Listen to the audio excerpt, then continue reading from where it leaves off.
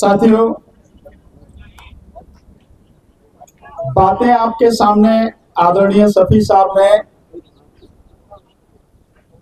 और आदरणीय उबैदुल्ला आजमी साहब ने, लालमणि साहब ने सब रख दी।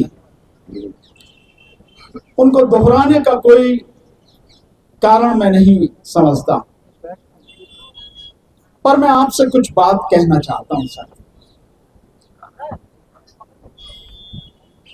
साथियों, जो लड़ाई इस समय चल रही है वो लड़ाई बहुत बड़ी लड़ाई है। मैं बार बार कहता हूं, इस देश की आजादी की दूसरी लड़ाई चल रही है।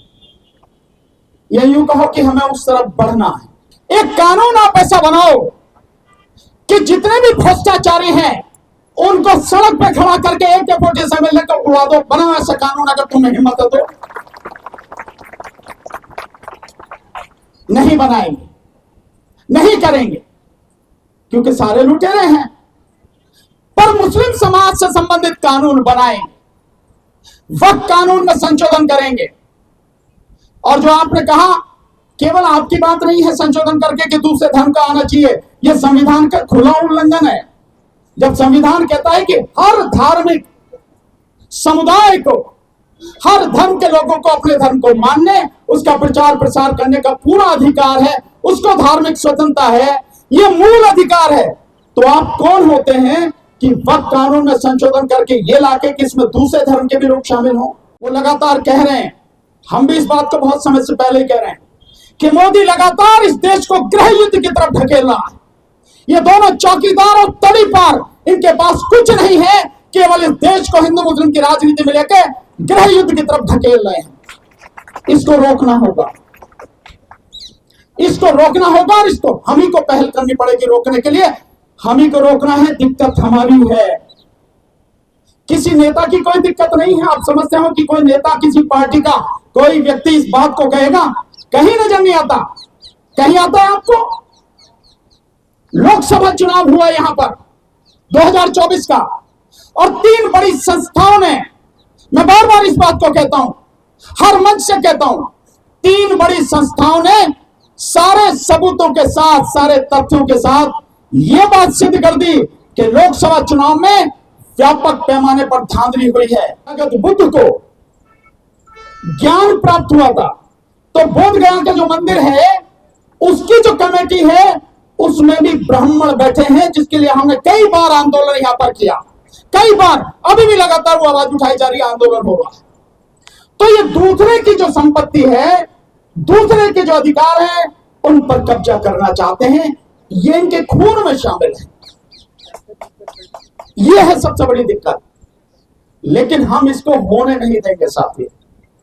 और मैं आपसे ये निवेदन कर रहा हूं कि देखिए, हम ये जो आवाज उठाते रहते हैं, आज हम आए और कानून को लेकर आवाज उठा रहे हैं, इससे कुछ होने वाला नहीं है। बात इससे आगे बढ़ चुकी है।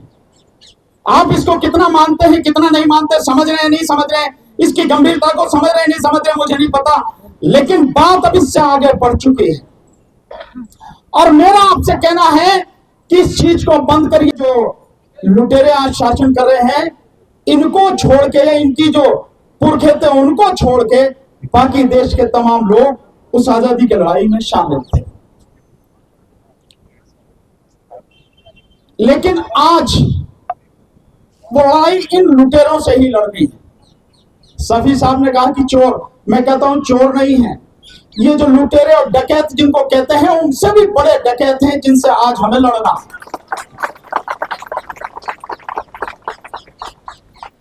और कितने झूठे और मक्कार हैं, इसका अंदाजा सिर्फ इस बात से लगाएं आप कि परसों संसद में इस देश के, ये यूं कहो कि दुनिया के सबसे झूठे व्यक्ति, जो दुर्भाग्य से भारत का प्रधानमंत्री है, उसने 1.5-2 घंटे बोला।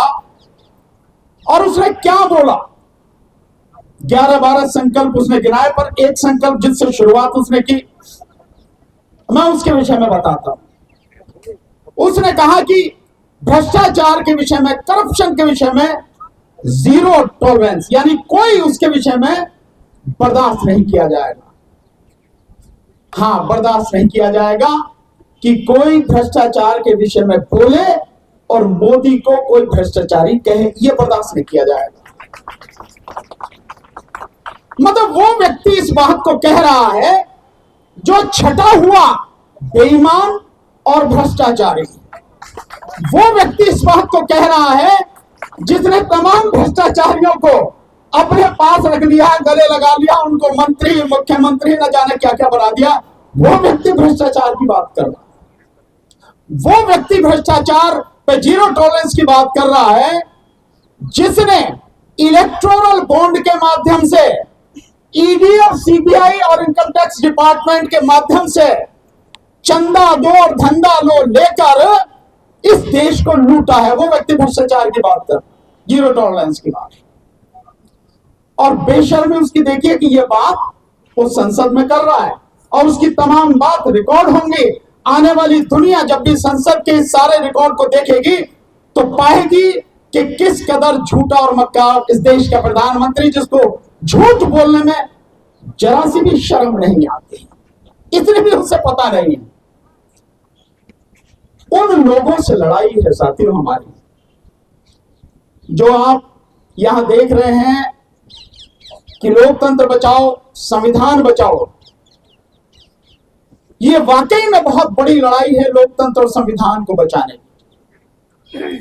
और ये जो आप ऊपर लिखा हुआ देख रहे हैं बोर्ड पर, वक्फ बिल और जो उपासना का कानून है 1991 का, इसके विषय में जो बात हो रही है, कानून बिल्कुल सही है, साफ है बिल्कुल, इसमें कहीं किसी को कुछ भी संदेह होना नहीं चाहिए।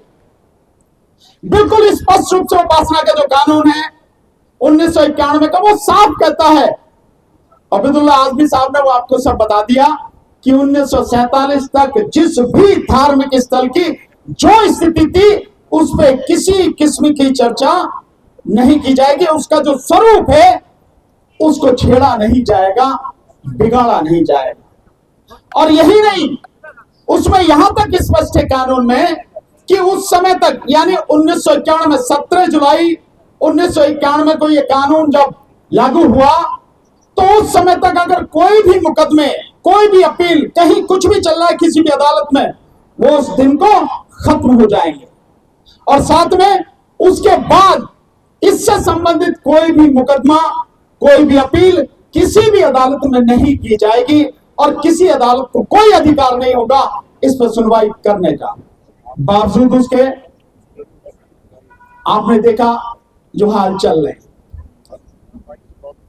जहां तक आप वक्फ कानून में संशोधन की बात है, मेरा मोदी से एक ही बात कहना, हालांकि वो बेशर्म व्यक्ति है, उससे कुछ भी कहने का कोई अर्थ नहीं है, पर फिर भी अगर उसे वाकई में जो है मतलब ये संशोधन करने की, बदलाव करने की बड़ी एक इच्छा है, बड़ा लालायित रहता है वो, कभी जो मुस्लिम समाज का जो कानून है, वो महिलाओं के ऊपर जो कानून था, 3 शादियों के ऊपर जो कानून था, वो जो 3, उसको जो अगर आपको वाकई में कानून में संशोधन करने हैं, जिस तरह से कहता हूं वो स्थिति यह है कि एक बहुत बड़ा सिंडिकेट, एक बहुत बड़ा माफिया इस देश में बन चुका है। और उस माफिया में कौन कौन शामिल है? नंबर 1, इस देश की सरकार शामिल है, इस देश के नौकरशाह वो शामिल हैं, इस देश के पूंजीपति शामिल हैं, इस देश का मीडिया जो पूंजीपतियों ने खरीद लिया है वो शामिल है, और इस देश में मनुवादी मानसिकता के लोग शामिल हैं, और इन सब के साथ में इस देश की अदालतें शामिल हैं। ये सबका एक सिंडिकेट, एक माफिया बन चुका है। तो किसके पास जाओगे गुहार लगा के? किससे कहोगे जहां आपको न्याय मिल जाए? कौन है जो आपकी बात सुन लेगा? कौन है जो आपके लिए कुछ भी कर देगा? इस बात को समझो। अगर इस बात को अभी भी नहीं समझे तो बहुत देर हो जाएगी और फिर सब कुछ हाथ से निकल जाएगा। ये नंबर 1 के निकम्मे हैं, इनकी कानों पर आपकी आवाज का कोई असर नहीं होता, कुछ नहीं होगा। इस सबसे होगा कैसे? हम लोगों को गांव-गांव, गली-गली, मोहल्ले, शहर जाके लोगों को तैयार करना है जन आंदोलन के लिए, और जन आंदोलन खड़ा करना है, तभी कुछ बदलेगा, नहीं तो कुछ बदलने वाला नहीं। आज देश में जो स्थिति है, मेरे ज्ञान और अनुभव के हिसाब से वो स्थिति यह है कि किसी भी संस्था से आपको कोई न्याय मिलने वाला नहीं है। कोई संस्था आपके लिए कुछ करने वाली नहीं है, कोई आपकी बात सुनने वाली नहीं है। तमाम संवैधानिक संस्थाएं आज मोदी की गुलामी में डूब चुकी हैं। कुछ नहीं मिलने वाला आपको।